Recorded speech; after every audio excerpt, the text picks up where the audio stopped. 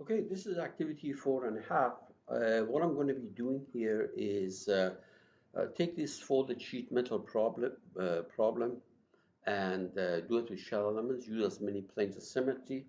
We know that 1/4 of that is going to be good enough.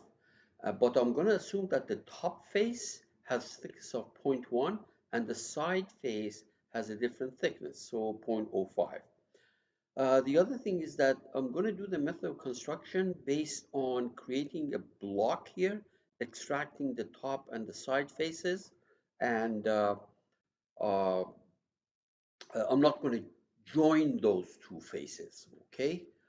Because if you want to join it, I've already done it. I think it's in activity 1 or 2, I'm not sure. I'm not going to join it, but when you don't join it, there will be duplicate nodes along that seam, and these have to be tied together somehow, okay? And that's what I'm going to show you how to do it. It's going to be done using something called analysis connection, and we'll see.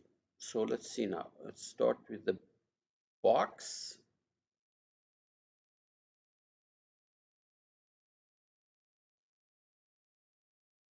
Okay, so let me go to part design. This time we're going to draw the base and then pad it up. How about that? Okay, so sketch here. I'm going to draw that base.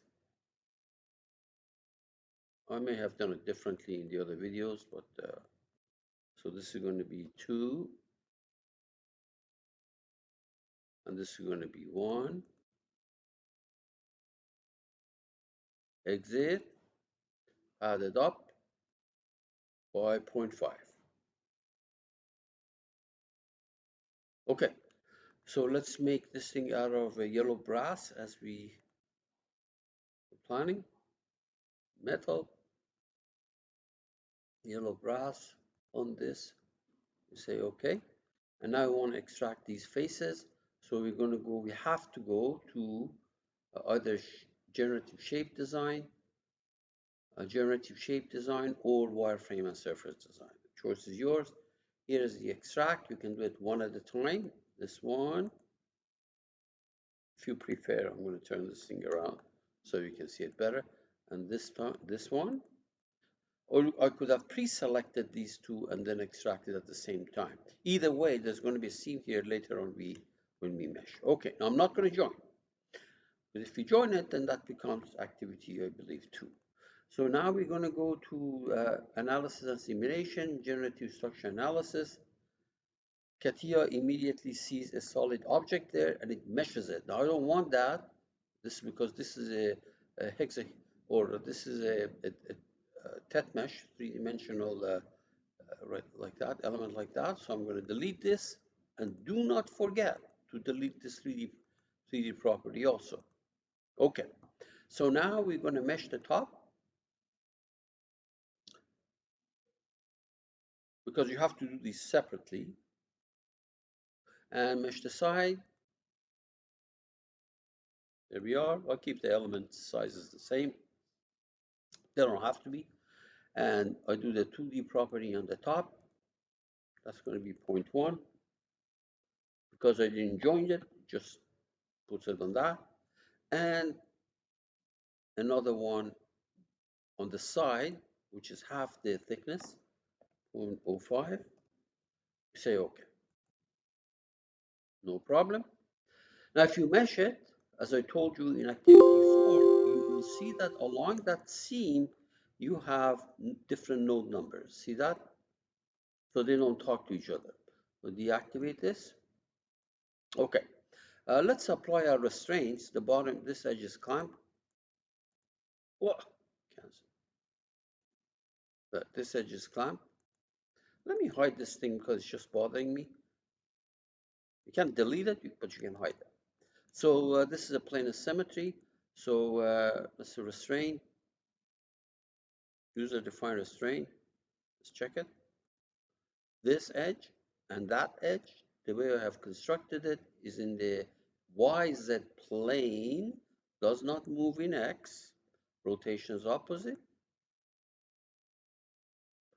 and that other edge this edge lies in the XZ plane, does not move in Y, rotations opposite.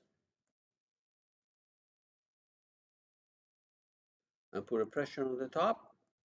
Yep, 100 psi. Now, if I run this thing, it will fall apart. I already showed you that. Let me show you again, because these surfaces are not aware of the presence of each other. You can see that. Okay, so let me deactivate this last plot and also set my no, scale here. Let me activate it for a second. Change the scale back to default. Well, actually, we will have to do that later. Don't worry about it right now. Okay, good. Now, to make sure these are tied together, we will do a lot of this thing later on when we do analysis connections. So there is a toolbar here that we have never used. We're going to be using a lot, this one a lot when we go to assembly. See, it says analysis connection, general analysis connection. You click on it and you put the cursor to be able to take the edge that comes from the top face. You can see that there is a little blue arrow. That means I'm selecting the top one. And for the second component, put the cursor here so that you select the edge from the vertical face. So you created a connection. Now that does not mean these are connected to each other. We have to declare that this is what we created. See that? And it put a little white dot there. Now, what kind of a connection do we have? That you have to do it in a different place. So let me show you the toolbar. You might as well get used to this thing because we're going to be using a lot of this. And if you look at the second one, second set of toolbar, these say uh, uh, distance analysis connection. Let me see that. Distance analysis connection.